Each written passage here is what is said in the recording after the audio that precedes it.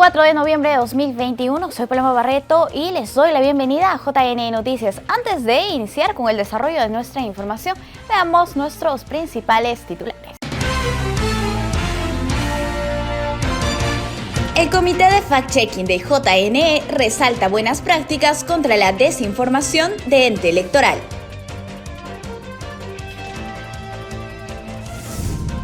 Destacan aporte del libro Perú 2021, el desafío de las ánforas, que presenta mañana JNE en Feria del Bicentenario. OMPE actualizó reglamento para tratamiento de actas electorales con miras a próximos comicios.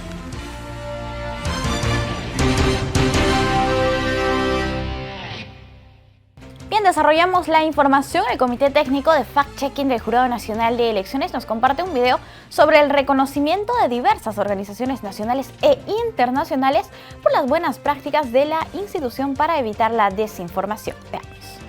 La verificación de la información falsa que se difunde en las redes sociales es una buena práctica que ya se viene llevando a cabo en el mundo y en países vecinos como Ecuador, Chile, Argentina, Uruguay, Brasil, entre otros.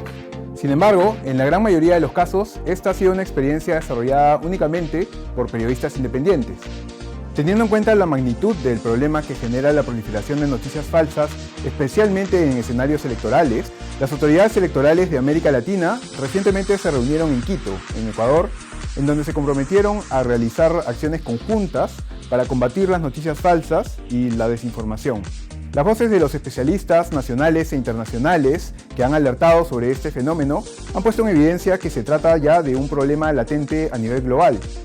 La Comisión Interamericana de Derechos Humanos ha expresado su preocupación ante las denuncias de actos de hostigamiento que se dieron en contra de autoridades electorales en distintas elecciones en América Latina recientemente y ha manifestado su alarma ante reportes que se han dado sobre difusión de discursos estigmatizantes que han alentado la discriminación. En el mismo sentido, el representante del PNUD en el Perú ha expresado su preocupación por los ataques a las instituciones electorales que se dieron en los últimos comicios peruanos. El trabajo de fact-checking realizado por los organismos electorales en el Perú en las últimas elecciones ha recibido el reconocimiento de las misiones de observación electoral luego de que concluyeran los comicios. La Unión Europea ha destacado asimismo en su informe final como encomiable la labor que realizaron el Jurado Nacional de Elecciones y también la OMPE para desmentir las noticias falsas durante las elecciones. La misión de observación electoral de COPAL, por su parte, reconoció también el esfuerzo especial realizado por el Comité Técnico de Fact-Checking del Jurado Nacional de Elecciones y por el equipo de redes sociales de la OMPE en la desarticulación de noticias falsas y desinformación, que logró llevar de esta manera algo de tranquilidad a la ciudadanía durante los comicios. La misión de observación electoral de la OEA, asimismo, celebró la propia iniciativa del Jurado Nacional de Elecciones de crear un comité técnico de fact-checking con el propósito de contrarrestar la desinformación y de detectar en las redes sociales cuáles eran las noticias falsas sobre temas electorales más importantes que debían ser desmentidas. Finalmente, la UNESCO también ha publicado un informe en el que analiza la variedad de las respuestas que fueron implementadas en el Perú para contrarrestar los efectos de la desinformación durante las elecciones del 2021. Con la intención de que este documento sea de utilidad en futuros procesos electorales.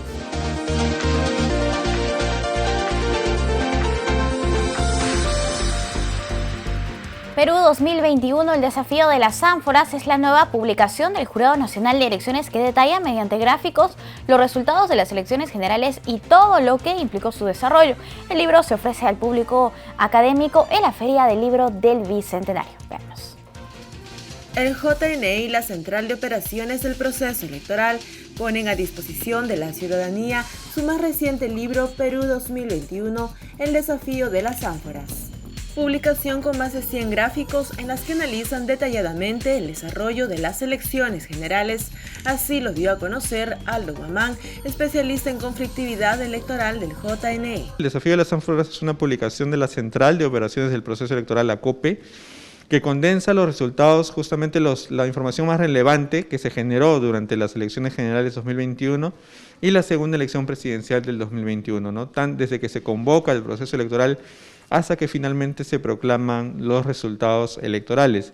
El especialista de la COPE, Aldo Guamán, detalló que el libro El desafío de las ánforas dará a conocer la normativa que rigió el proceso electoral, cómo estuvo constituido el padrón, cuáles fueron las medidas implementadas en el contexto de la COVID-19, las fórmulas, listas y candidaturas presentadas, las actividades educativas realizadas, los resultados electorales y las acciones implementadas para prevenir conflictos electorales.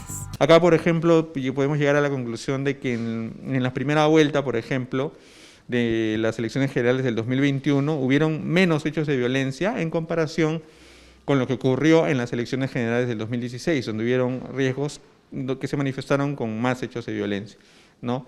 Caso contrario ocurrió, digamos, en la segunda vuelta, porque como sabemos la coyuntura política hizo que hubieran bastantes, por ejemplo, acciones colectivas de protesta. En ese contexto es que la Central de Operaciones del Proceso Electoral ejecutó la campaña Elige una cultura de paz. Esta estrategia también se detalla en la publicación del JNE, ya que fue fundamental para prevenir conflictos que pudiesen impactar en el desarrollo de las elecciones.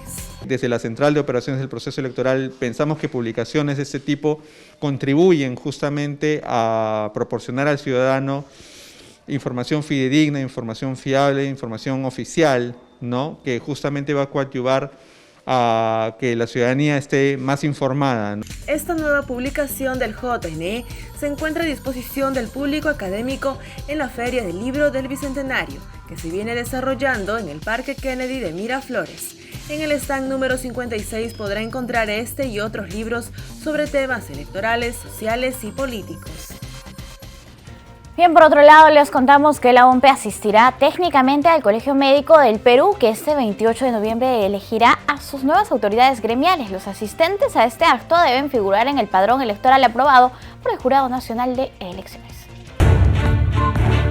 Con asistencia técnica de la Oficina Nacional de Procesos Electorales, este 28 de noviembre se llevará a cabo las elecciones gremial del Colegio Médico del Perú. Para la elección del nuevo decano, los médicos participantes deberán figurar en el padrón electoral aprobado por el Jurado Electoral Nacional y no contar con deuda en el colegio. Así lo mencionó Isaías Peñalosa Rodríguez, presidente del Comité Electoral del colegio. Este sería la tercera elección en estos últimos 6 años.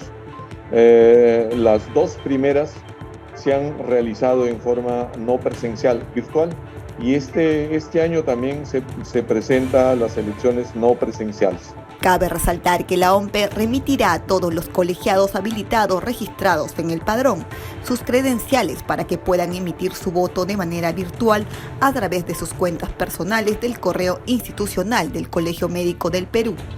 La responsabilidad de su resguardo y secreto a partir de la recepción es del colegiado elector.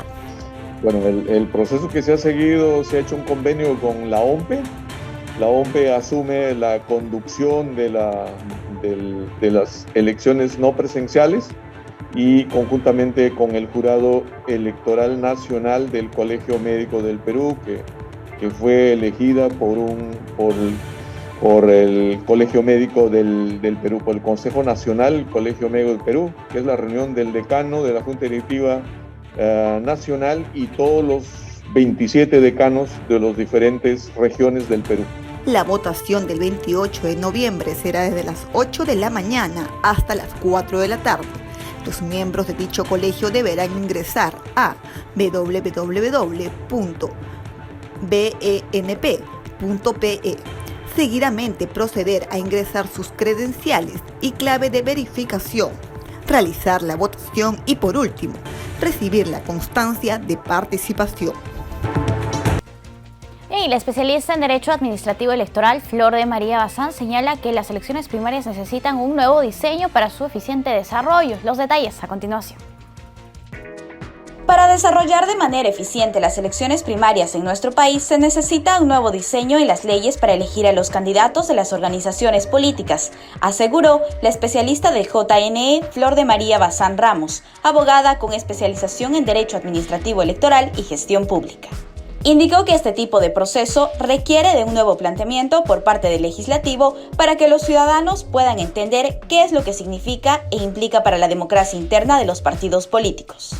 Durante su exposición en la conferencia Últimas modificaciones a las reglas electorales en el marco de las elecciones regionales y municipales 2022, la especialista refirió que las llamadas PASO no han sido derogadas para las elecciones regionales y municipales 2022, sino suspendidas. Bazán Ramos también se refirió a las modificaciones realizadas para las elecciones regionales y municipales 2022, de acuerdo con la Ley 31357, como el nuevo horario para la votación, que será de 7 de la mañana a 5 de la tarde. Mencionó además la posibilidad que tendrán las personas del grupo de riesgo por la COVID-19, las embarazadas y personas con hijos entre 0 a 2 años de presentar su dispensa por no votar o justificación por no ser miembro de mesa. Entre otras modificaciones, mencionó que el 5 de enero de 2022 es la fecha límite para que las organizaciones políticas presenten su solicitud de inscripción ante el registro de organizaciones políticas y que el 14 de junio del mismo año es el plazo máximo para presentar su solicitud de inscripción de fórmulas y listas de candidatos. La especialista también expresó que los organismos electorales cumplirán un rol importante en las elecciones internas de las organizaciones políticas, a fin de que este proceso democrático se lleve a cabo de forma transparente. Amigos, les informamos que el presidente del Jurado Nacional de Elecciones, Jorge Luis Salas Arenas, sustentó ante el Congreso de la República el presupuesto institucional para el año fiscal de 2022, que asciende a un total de 253.236.616 soles. De esa suma, se espera contar para las elecciones regionales y municipales 2022 con una partida presupuestaria de más de 196 millones de soles. Durante su presentación, Salas Arenas explicó que para los próximos comicios se proyecta que postulen 125.000 candidatos en unas 15.000 listas electorales. Tenemos la imagen del presidente del Jurado Nacional de Elecciones, quien ayer en horas de la noche se presentó ante el Congreso de la República. Recordemos que justamente se debate el presupuesto para el próximo año y que también los miembros del Ejecutivo y de otras instituciones se presentaron ante el Legislativo Nacional. Vamos a cambiar el ángulo de la información para comentarles que con miras de agilizar los resultados de un proceso electoral, la Oficina Nacional de Procesos Electorales actualizó el reglamento sobre el tratamiento de actas electorales que son enviadas a los jurados electorales especiales. Veamos. La Oficina Nacional de Procesos Electorales actualizó el reglamento referido al tratamiento de actas electorales con la finalidad de agilizar las entregas de las mismas a los jurados electorales especiales en el marco de un proceso electoral y así puedan resolver oportunamente. Por tanto, en el reglamento se incorpora la digitalización de las actas correspondientes a los sobres de color celeste, a fin de enviar de manera digital las actas observadas a los jurados electorales especiales, lo que disminuirá la manipulación de actas físicas y serían enviadas con mayor rapidez. Asimismo, la excepción será con aquellas actas que consignen votos impugnados o con impugnación de identidad, ya que estos sobres deben ser abiertos por los jurados electorales especiales de manera física. En ese sentido, las actas que se envíen al jurado electoral especial no se contabilizarán hasta que se emita la resolución correspondiente. La OMPE señala que dicha reglamentación es necesaria para garantizar el desarrollo del proceso de elecciones regionales y municipales de octubre próximo.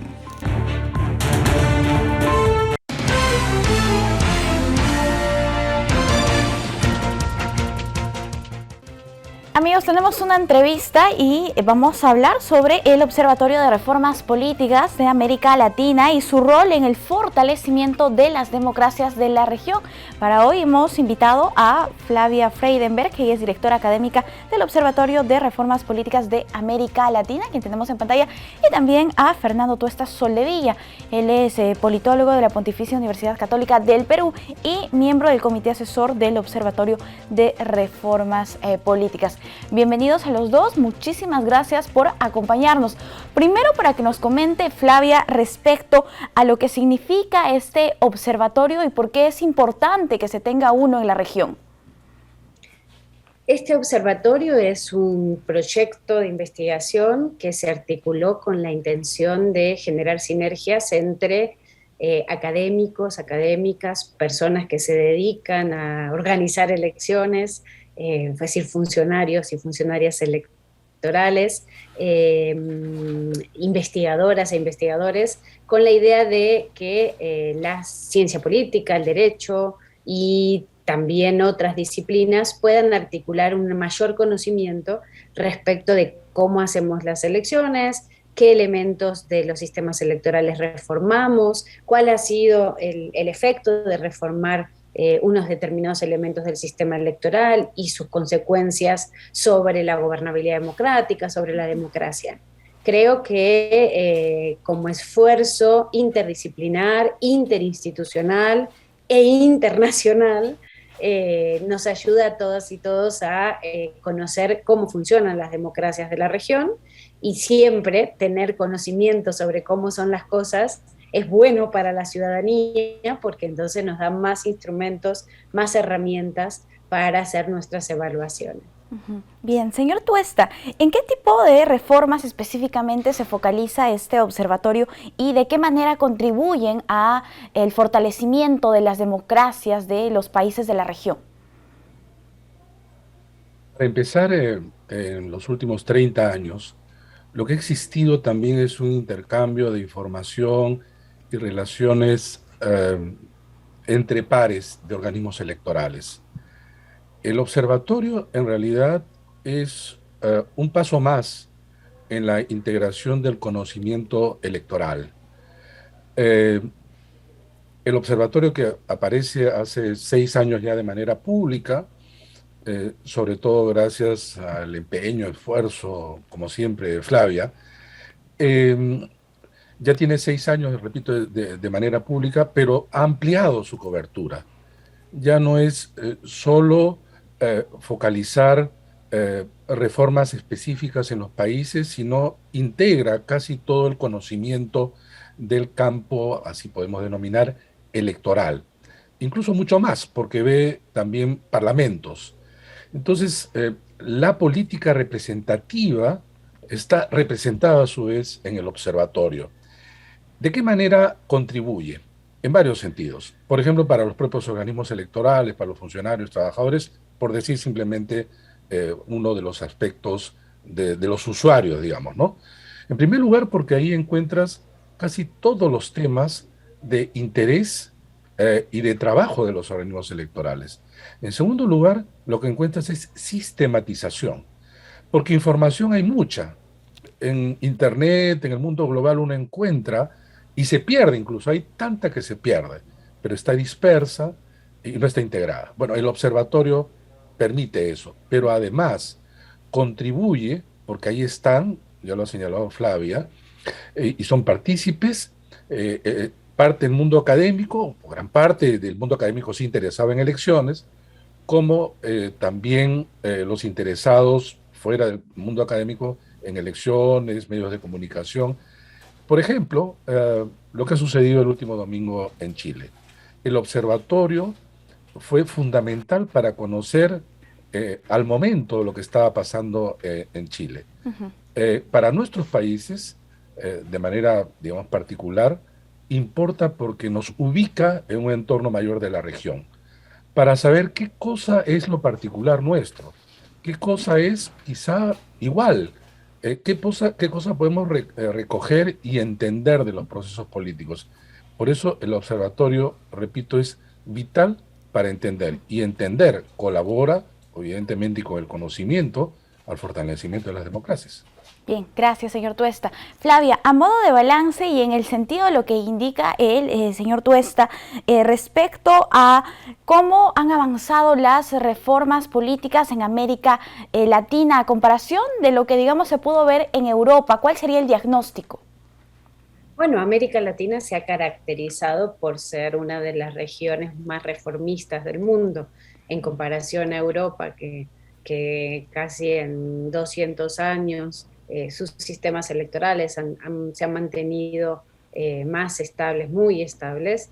En América Latina tenemos países a los cuales nosotros les llamamos hiperreformistas, o sea, tienen una tendencia a cambiar sus reglas de juego bajo la idea de que cambiando esas reglas de juego pueden mejorar su funcionamiento, o al menos eso es lo que uno esperaría, ¿no?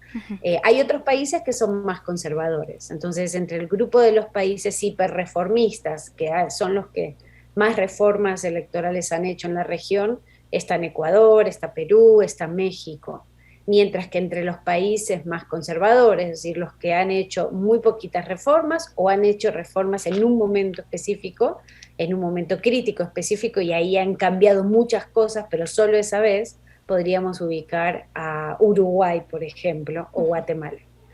¿Está mal reformar? No necesariamente. Hay veces que las reformas son muy necesarias. Perú, bajo el excelente trabajo que hizo la Comisión de Reforma Política que dirigió nuestro querido Fernando, con un grupo de colegas muy interesantes en Perú en los últimos años, hizo propuestas súper interesantes, algunas de ellas importantísimas en mi evaluación, como fue, por ejemplo, la cuestión de la paridad o la cuestión de cerrar las listas, ¿no? Quitar el voto preferencial. ¿Eran necesarias esas reformas? Yo creo que eran fundamentales para que Perú pudiera avanzar a una siguiente etapa. Entonces, no necesariamente hay que estigmatizar las reformas. Las reformas pueden ser ejes claves para democratizar los países. El trabajo del observatorio es poner en clave comparativa, evaluar esas reformas y evidenciar algunas reformas que en este caso, como las que mencioné, como sus herramientas positivas para el fortalecimiento de la democracia, pero también el observatorio tiene como tarea llamar la atención a aquellos países que dicen, vamos a hacer una reforma en este sentido, por ejemplo, vamos a abrir el sistema, vamos a abrir las listas para que se fortalezca la representación. Y nosotros lo que tenemos que hacer de manera juiciosa, muy rigurosa, académica, decir, tengan cuidado porque cuando se hicieron estas reformas en la región de abrir las listas generaron el efecto contrario de lo que ustedes están diciendo. Entonces, de alguna manera, esta investigación, este conocimiento comparativo de las reformas políticas nos ayuda a hacer una transferencia constante de conocimiento desde lo académico a las personas que tienen que tomar decisiones y también a la ciudadanía, para que la ciudadanía tenga mejores herramientas para evaluar la política desde lo que se hace del conocimiento. Señor Tuesta, el tipo de reformas que podrían significar más complicadas, de repente generan más dificultad o son un reto para los diferentes países de la región, ¿cuáles serían? Ya, Paloma, modificaciones de las leyes electorales hay muchas, pero no todas modificaciones de las leyes constituyen reformas. Estrictamente hablando, en realidad uno podría entender como reformas aquellas modificaciones sustantivas que tienen impacto en la representación política. Entonces, el Perú, por ejemplo, ha sido un país, como bien ha señalado Flavia, casi de constantes modificaciones de las normas. Pero no todas ellas han atacado los aspectos medulares donde están los problemas. Es por eso que las reformas deben de tener un sentido de integridad e integralidad en el momento en que se proponen. Porque si es que uno toma reformas parciales, estos pueden tener efectos asimismo parciales o efectos involuntarios. Y entonces es necesario entender, antes de cualquier intento de reforma, el diagnóstico y la particularidad del país. Efectivamente, como ha señalado Flavia, el observatorio sirve porque te permite ubicar a nuestro país en clave comparada, ¿no? Por ejemplo, ¿qué ocurrió en la discusión última en nuestro país? Es sobre las elecciones primarias o las elecciones internas, ¿no? Y ahí podíamos nosotros ver, por ejemplo, qué había pasado en Uruguay, qué ha pasado en Argentina, cómo se realizaban en Chile, cuáles son las particularidades de la propuesta en Perú. Y entonces esto enriquece el debate, pero enriquece mucho el debate. Sería muy bueno que el observatorio sea, por ejemplo, de uso permanente y frecuente en los congresos y particularmente en las comisiones de constitución, donde se debaten estos temas. Sin embargo, lamentablemente, hemos escuchado afirmaciones que no se condicen con la realidad, ni menos con lo que está pasando en América Latina. La verdad que los procesos de reforma, de reforma política, no son, sin embargo, en América Latina, aquellos procesos de interés público alto, por las necesidades, ¿no? Por los problemas. La gente ve más, obviamente, las necesidades o demandan las soluciones de sus necesidades más presentes, más primarias, ¿no? Económicas, sanitarias, educativas. Y sin embargo, en nuestro país, la reforma política llegó a ser un punto de la agenda pública. ¿Por qué? Porque la situación de nuestro sistema representativo es realmente un gran problema para el propio desarrollo del país. Consecuencia, regresando al tema que justamente señalaba Flavia, el observatorio aporta en eso, aporta en la información, en la sistematización, en la investigación. Entonces, para todo aquel preocupado por elecciones, tiene que acudir a este observatorio que no tiene precedentes en otros países, porque también es cierto que somos, como ha señalado Flavia, una región de reformas. Claro, ahí donde los países son más estables, en realidad menos reformas, ahí donde no lo son, se trata en algunos casos de considerar que las reformas van a llevar a una mayor estabilidad. Pero si no se tiene un conocimiento adecuado, comparado, las reformas pueden ser en algunos casos incluso hasta contrarreformas, Bien, listo. Otro de los aspectos que nos gustaría abordar y aprovechar la presencia de Flavia en esta entrevista es respecto al caso de género y política. ¿Qué formas hemos visto en el tiempo en la región, pero también en nuestro país? Una de las áreas más activas del Observatorio de Reformas Políticas de América Latina precisamente es el área que tiene que ver con evaluar las reformas orientadas a mejorar la representación de todos los grupos que han estado subrepresentados en América Latina. Y las mujeres, aunque son la mitad de la población, no han tenido la mitad de la representación política en los países de la región. El observatorio, que como bien sabes, Paloma, es un esfuerzo del Instituto de Investigaciones Jurídicas de la Universidad Nacional Autónoma de México, junto a la Organización de los Estados Americanos, ha sistematizado 45 reformas orientadas a la representación política de las mujeres en 18 países de la región entre 1991 y la actualidad. Y lo que encontramos al evaluar estas reformas, nuestro principal aporte de la evaluación de estas reformas, es que encontramos una correlación muy fuerte entre el tipo de régimen electoral de género, es decir, la fortaleza de las reglas que exigen a los partidos poner mujeres en las candidaturas, el diseño, el modo en que se exige, qué es lo que se exige, y la representación política de las mujeres. Aquellos países como México, como Bolivia, como Costa Rica, que tienen las mayores cantidades de exigencias, ¿y cuáles serían esas exigencias? Bueno, que son paritarios, que exigen paridad vertical, paridad horizontal, paridad transversal en los encabezamientos de las listas, que exigen un mandato de posición, es decir, que las mujeres estén ubicadas en un espacio de la lista determinado, o que además no permiten que los partidos no cumplan con lo que dice la norma, no tienen válvulas de escape, e incluso señalan que la integración de las fórmulas tienen que ser titulares y suplentes, las dos por un mismo género. Esos sistemas, estos países que te decía, son los que te acabo de mencionar en la región, son los que tienen el mayor nivel de exigencia de las reglas de juego, y por tanto, cuando nosotros evaluamos los resultados de la representación, encontramos que en esos países son los países que tienen mayor representación.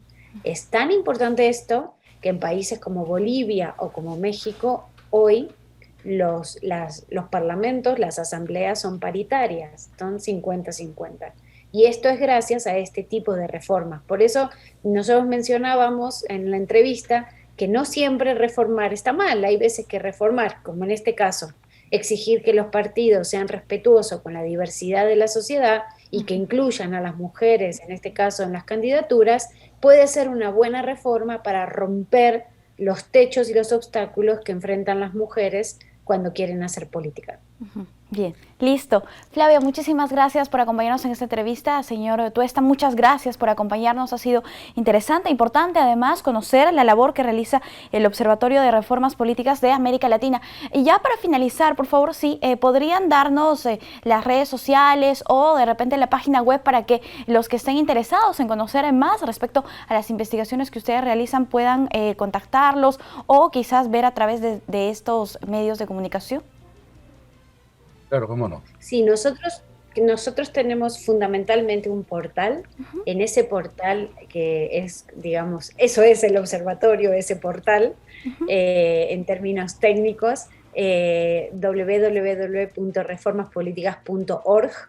Desde ese portal, en ese portal generamos el repositorio, que es el repositorio de todas las leyes electorales que hay en los 18 países de la región.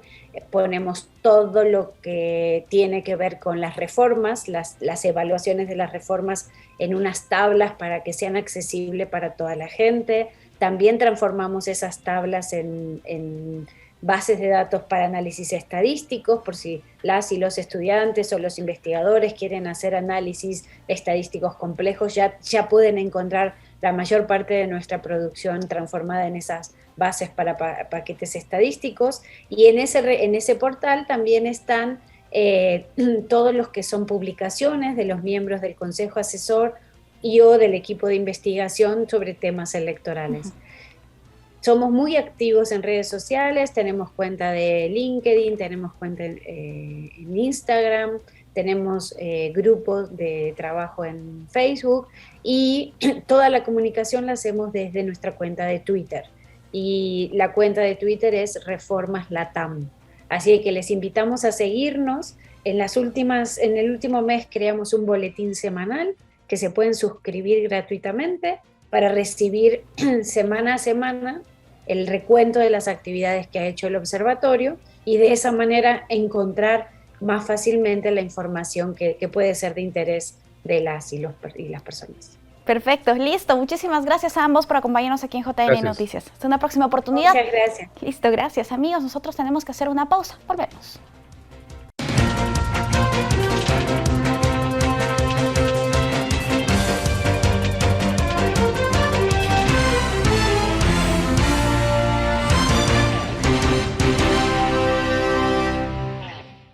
Amigos, estamos de vuelta. Muchas gracias por continuar con nosotros. Ahora les comentamos que el Jurado Nacional de Elecciones, las organizaciones de la sociedad civil y expertos electorales se reunieron de manera virtual para debatir aspectos de la paridad y la alternancia que deberá regir en las próximas elecciones regionales y municipales 2022. En dicha reunión se discutió sobre las consecuencias jurídicas que implica el cumplimiento de la exigencia legal de la paridad horizontal y su reglamentación. Asimismo, coincidieron en la necesidad de promover al interior de las agrupaciones políticas la participación de las mujeres. Todo esto con miras a las elecciones subnacionales que tendremos el próximo año. Bien, y solo hasta el 31 de diciembre serán válidos los DNI caducos, así lo recordó el Registro Nacional de Identificación y Estado Civil e instó a la ciudadanía a renovar el documento de identidad a tiempo. Debido a la pandemia y a las últimas elecciones generales, el Registro Nacional de Identificación y Estado Civil amplió la vigencia de los DNI que vencieron. Sin embargo, el RENIEC recuerda que dicha ampliación solo será hasta este 31 de diciembre. ¿Vas a esperar hasta el 31 de diciembre para renovar tu DNI? Luego de esta fecha se termina la prórroga de validez de los DNI vencidos, así que no esperes hasta el último minuto y hazlo a tiempo. Asimismo, destacó que el trámite para renovar el DNI se realiza sin cita previa y de manera presencial o virtual, realizando los siguientes pasos. El primer paso es pagar la tasa correspondiente al trámite. Puedes usar la web vía BCP del Banco de Crédito del Perú o Págalo.pe del Banco de la Nación o acercarte a cualquiera de estos bancos. Paso 2. Ingresar a www.reniec.gov.pe o a la agencia del RENIEC más cercana a ti. Además, al momento de renovar tu DNI, puedes actualizar tu información sin costo alguno, como domicilio, si deseas ser donante de órganos, o tu estado civil de soltero a casado, siempre y cuando tu partida de matrimonio se encuentre incorporada en la base de datos del RENIEC. Es necesario recordar que el documento nacional de identidad es de uso obligatorio para identificarnos y realizar distintos trámites civiles, comerciales, administrativos, notariales, registrales, judiciales y policiales. Por tanto, es de importancia renovarlo de ser necesario y hacerlo a tiempo. Bien, y en esa línea informamos que el Registro Nacional de Identificación y Estado Civil RENIEC inició la atención de forma descentralizada. Como vemos en imágenes, inició en el Colegio El Olivar en San Isidro para atender trámites de DNI de mayores de edad, ello a través del app DNI Biofacial, la cual permite realizar trámites de duplicado, rectificación de domicilio, renovación por caducidad del DNI y también el registro digital de nacimiento. El RENIEC busca con la apertura de estos puntos de atención acercar sus servicios a los usuarios y además han anunciado que continuarán en diversos puntos de la ciudad. Ahora nos conectamos con Tumbes. Nuestro colaborador John Seclen nos informa sobre las posibilidades que se manejan para la reapertura de la frontera con Ecuador que cerró por la pandemia. Adelante, John. Buenos días, Paloma. Han pasado 2 años y 9 meses desde que se cerró la frontera con el Ecuador aquí en la región Tumbes. Esto ha significado una millonada pérdida para los comerciantes de aguas verdes, quienes han tenido que cerrar sus locales y otros incluso abandonarlos para regresar a sus lugares de origen y realizar otra actividad. ¿Qué sucede, Paloma? Sucede que en Tumbes el 80% tiene la primera dosis y el 65% la segunda dosis. Algo insuficiente para que el Estado decida reabrir nuestras fronteras.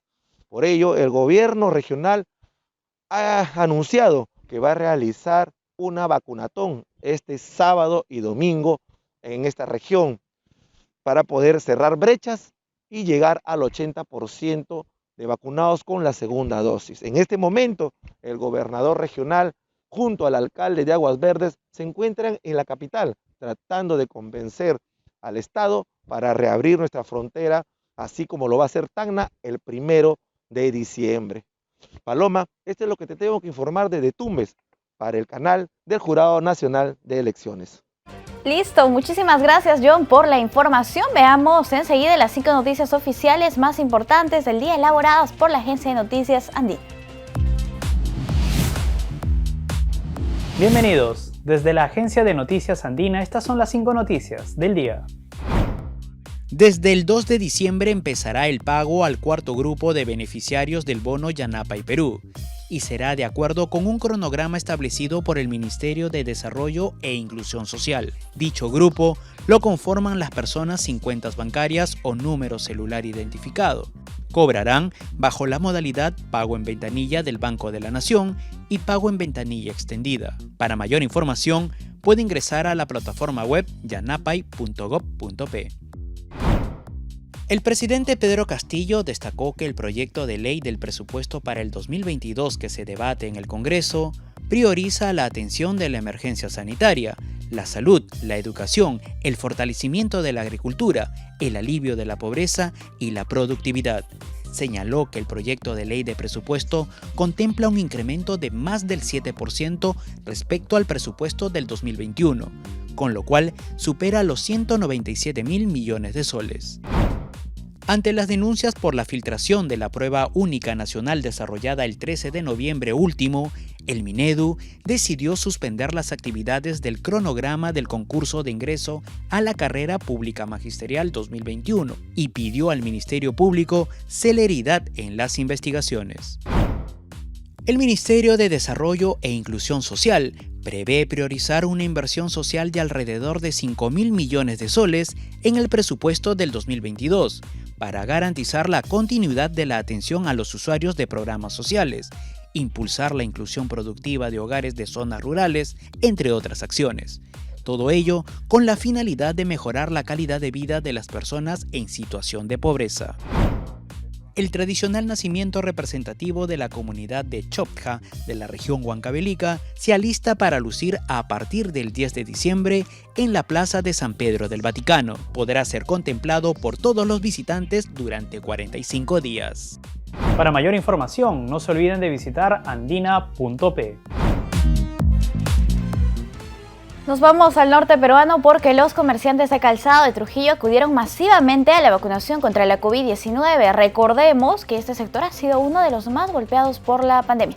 El informe es de nuestro canal aliado TV Cosmos. Desde el día viernes 19 de noviembre, un punto bastante requerido por los moradores para la vacunación contra la COVID-19 en el distrito de El Porvenir es la Calzaferia 2021, lugar hasta donde llegan decenas de ciudadanos a disfrutar de los diferentes productos ofrecidos por los emprendedores y además aprovechan para recibir su respectiva dosis de la vacuna anti-COVID. Casualmente, esa fue una de las disposiciones de nuestro alcalde al ver este tema de lanzamiento de la Calzaferia, que vemos que tiene acogida también, entonces se vio la necesidad de instalar un punto de vacunación, la cual ha tenido eco también en la microred y como vemos 3 puntos de vacunación y seguimos los mismos procedimientos y protocolos que se han venido haciendo en los puntos autorizados.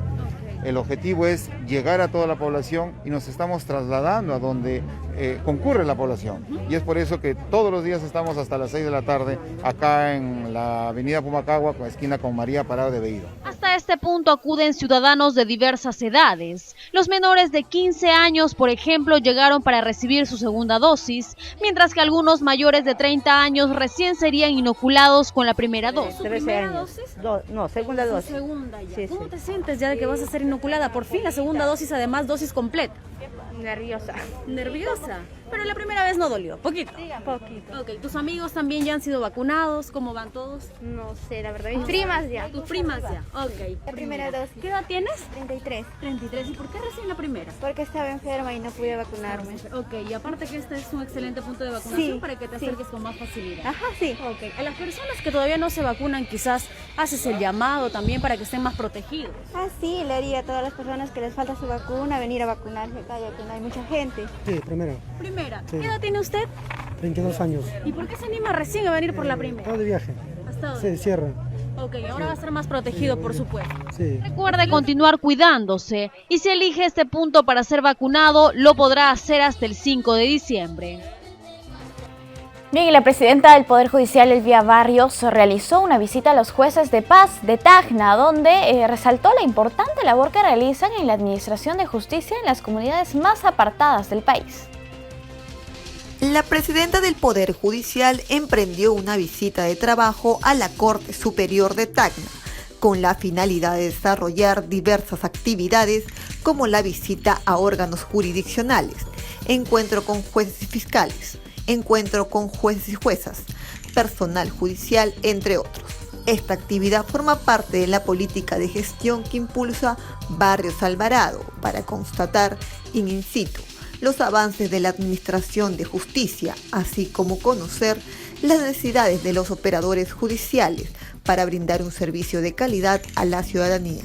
Asimismo, tendrá encuentros con jueces de paz, a quienes les entregará computadoras, materiales de escritorio y kits COVID-19, así como verificará la situación de los órganos jurisdiccionales. Además, presentará los aplicativos de la plataforma digital Conoce a tu juez. Recibirá informes de los jueces penales respecto a la sobrecarga procesal, así como sostendrá una reunión administrativa con funcionarios del Distrito Judicial y representantes del Sindicato de Trabajadores de esta sede. Y ahora les compartimos el esperado espacio Haciendo Patria. El personaje ejemplar de esta semana es Luis Estrada de los Ríos, el primer psicólogo del Perú. Este es un segmento que llega a ustedes gracias a la Universidad Privada del Norte, que en alianza con el Jurado Nacional de Elecciones busca fomentar los valores en nuestra sociedad. Veamos.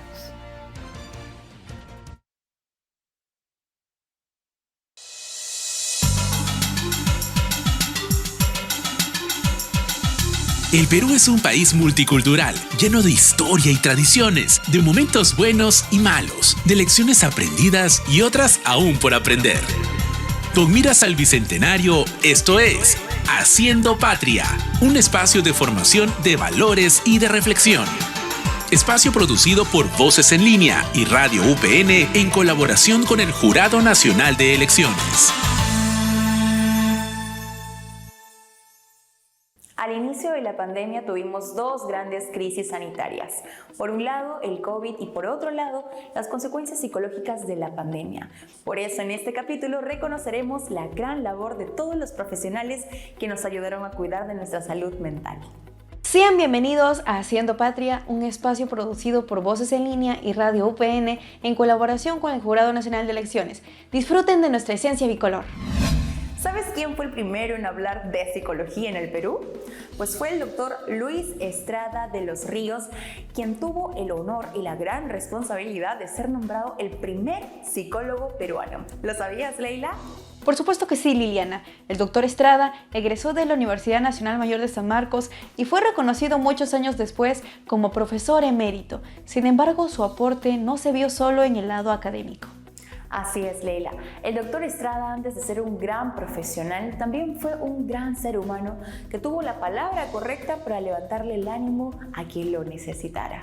Además de tener una gran vocación democrática, pues siempre se opuso a cualquier tipo de opresión. Características que hicieron resaltar, por supuesto, su calidad humana y profesional. El doctor Estrada, el primer psicólogo del Perú, quien falleció el 26 de marzo del 2008. Pero su labor y legado siguen brillando hasta el día de hoy. Él fue un claro ejemplo de compromiso y constancia, valores que vemos reflejados actualmente en la psicóloga Gisela Arbaiza Gómez. Gracias a que trabaja en el Hospital Guillermo Almenara, Gisela Arbaiza ha podido asistir a diversos grupos poblacionales. Primero fui trabajadora, estudiante, y hasta que pude lograr la meta de que era ingresar a un hospital nacional, ¿no? Que es un hospital de referencia, como es el Hospital Nacional Guillermo Almenara, como psicóloga clínica. ¿Y qué satisfacciones me da de trabajar ahí? Es que uno puede, en un hospital tan grande, ver todo el trabajo, te brinda esa posibilidad de trabajar con diferentes grupos etarios, ¿no? He trabajado en psicogeriatría, con adultos mayores, en psiquiatría, como es la actualidad, y sobre todo en niños y adolescentes, pero también en la psicología de la salud. He trabajado especialmente con personas con cáncer de mama, ¿no? Esa es la ventaja que nos lleva a poder tener esa mixtura, ¿no? de conocimiento y de poder también intervenir con toda la población en general. En su vida, Gisela ve los obstáculos como retos para seguir adelante. Como yo digo, no he visto tantos obstáculos, sino retos que me ha ido presentando la vida, en las cuales yo tenía que ir caminando para poder llegar a mi meta, o a las metas que quiera lograr, ¿no? Por eso, cuando llegó la pandemia, ella siguió con su labor y se apoyó de la tecnología.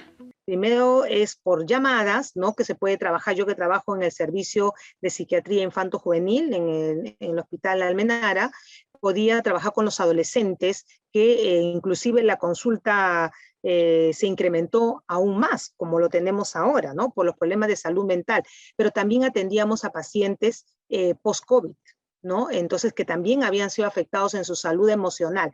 Pero la ventaja que se tiene con esta tecnología, sobre todo con el Zoom o el Meet, es que uno puede trabajar con los más pequeños. Para Gisela, la salud mental es muy importante y se empieza trabajando desde el presente. La salud física, ¿no? Que es tan importante, está concatenada con la salud emocional o de la salud mental, ¿no?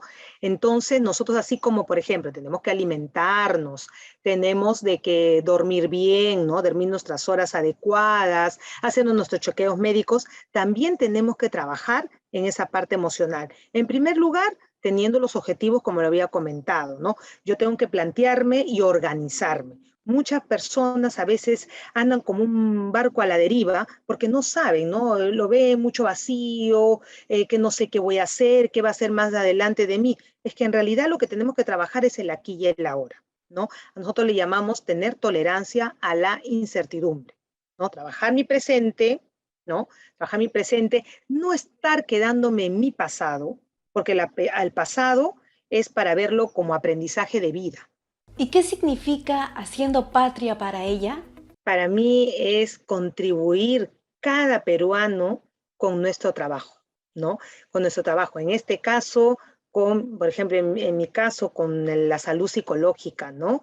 Ayudando a cada miembro, ¿no? Desempeñándonos nuestro rol científico con honestidad y amor a nuestros semejantes, ¿no? Sino que es una entrega mediante nuestro trabajo para lograr una sociedad cada vez más saludable psicológicamente. Eso es hacer patria para mí, ¿no? Contribuir con nuestro trabajo. Luis Estrada de los Ríos y Gisela Arbaiza Gómez, dos psicólogos peruanos que brindan apoyo a sus compatriotas con compromiso y vocación. Esta ha sido la edición 34 de Haciendo Patria, programa de Voces en Línea y Radio UPN en colaboración con el Jurado Nacional de Elecciones. Sigamos haciendo patria y nos encontraremos en un próximo episodio. Amigos, de inmediato tenemos nuestro bloque internacional.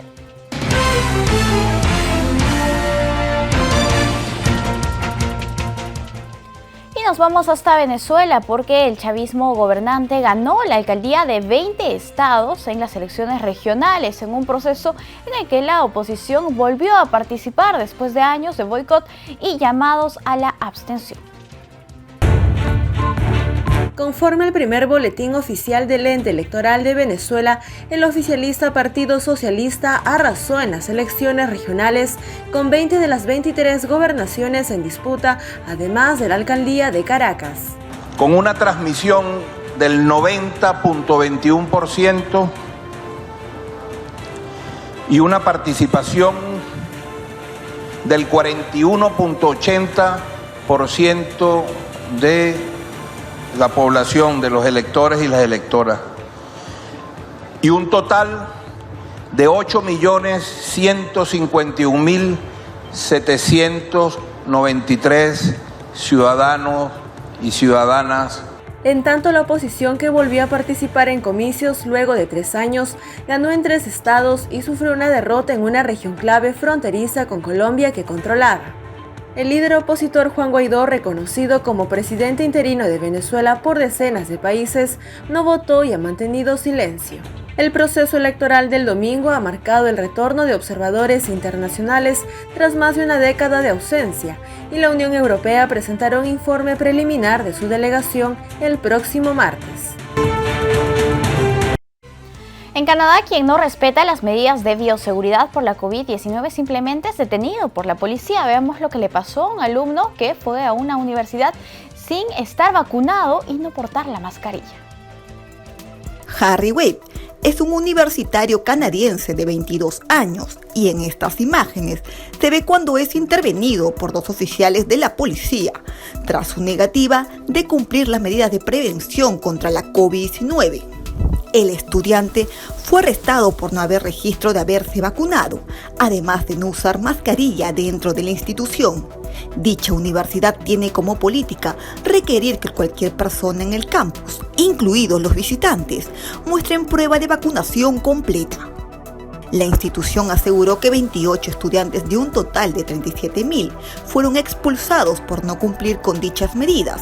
Esta sería la segunda vez que Wade es obligado a salir del salón de clases.